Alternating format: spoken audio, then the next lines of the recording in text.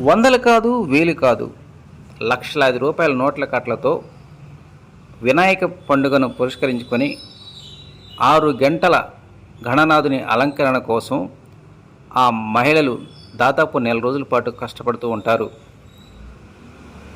జిల్లాలోనే కాదు, రాష్ట్రంలోనే మంగళగిరికి నోట్ల కట్లతో గణనాథ అలంకరణ అనేటువంటి మంచి పేరు సాధించింది.